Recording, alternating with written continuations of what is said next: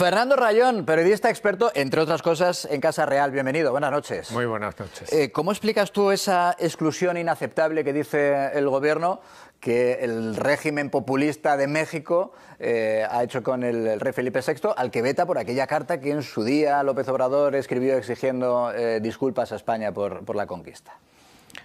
Bueno, me parece normal, no voy a repetir lo que ha hecho el gobierno de que es inaceptable, pero fíjate, me hubiera molestado mucho más que el rey hubiera ido a México y se le hubiera hecho un feo. Creo que eso sí que hubiera sido inaceptable. Esto, bueno, pues esto es una consecuencia de lo que hemos vivido durante toda la etapa de López Obrador. López Obrador es un señor que no sabe nada de historia, que no estudió nada y que se permitió decir unas cosas sobre España porque seguramente él pensó que le daban votos, le hacían parecer de izquierdas, daban un perfil más populista todavía de lo que era.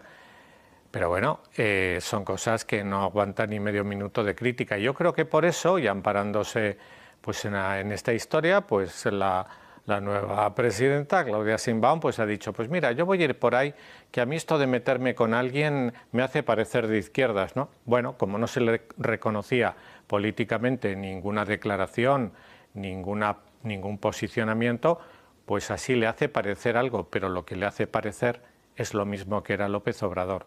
O sea, nada. Mencionabas la historia, decías López Obrador es un ignorante en términos de historia. Yo decía hace un momento que la verdad es que en su momento la Casa Real tuvo la delicadeza de no haberle enviado a López Obrador un libro de historia. Uno muy recomendable a los efectos que nos ocupa, por ejemplo, que le podrían haber enviado es Imperofobia y Leyenda Negra, de Elvira Roca Barea, que tiene la amabilidad de acompañarnos. Elvira, bienvenida, buenas noches. Bien hallado, buenas noches. ¿Hay algún motivo histórico que justifique esa exigencia en su momento de López Obrador, de que España pidiera disculpas por la conquista? Bueno, hay un motivo histórico realmente importante y es que nadie ha gobernado en México sin el beneplácito de Estados Unidos abiertamente, al menos desde que se firmó el Tratado Guadalupe Hidalgo a mediados del siglo XIX y México perdió la mitad del territorio.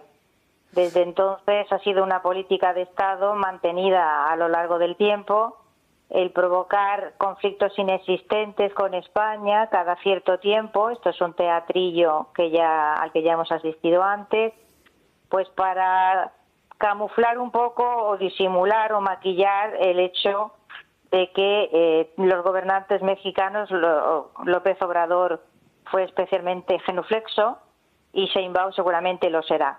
Se caracterizan porque inician siempre sus gobiernos organizando estas tormentillas que les hacen parecer muy nacionalistas mexicanos y digamos y como muy supuestamente de izquierdas, pero la pura verdad es que lo que están haciendo es camuflando una sumisión y no solamente perjudicial en el sentido de que es engañosa, sino de que va contra los intereses de México, que se separa así de quienes debían ser sus aliados naturales no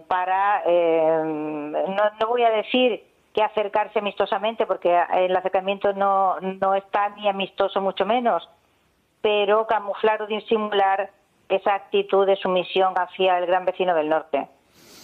Yo siempre he sostenido, y creo que hemos tenido la suerte de comentarlo con usted en el programa en alguna ocasión, que no tiene ningún sentido analizar con los ojos de hoy lo que ocurrió hace 500 años. Aún así, le pregunto, los derechos, por ejemplo, de los indígenas, que es a lo que apela López Obrador y ahora su sustituta Sheinbaum, ¿los derechos de los indígenas mejoraron o empeoraron antes y después de la independencia?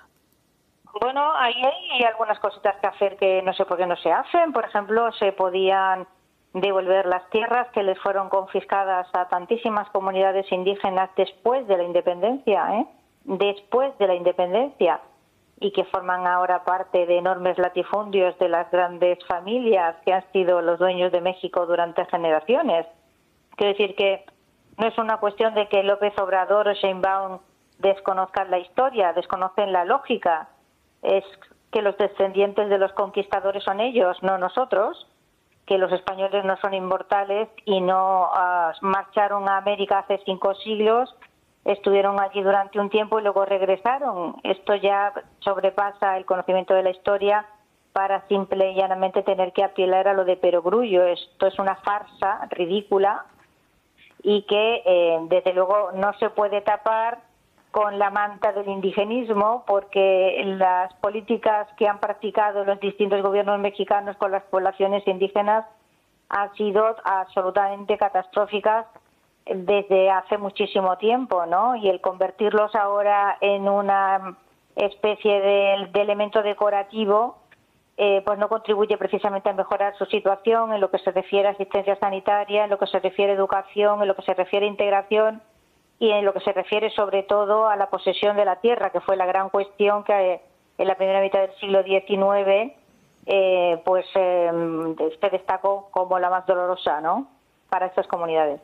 Pues Elvira Roca Barea, autora, entre otros muchos libros, de ese imprescindible Imperofobia y Leyenda Negra. Gracias de verdad por atendernos, ¿eh? Un fuerte abrazo. Gracias a vosotros. Gracias. Adiós. Bueno, yo creo que de este capítulo no hay mucho más que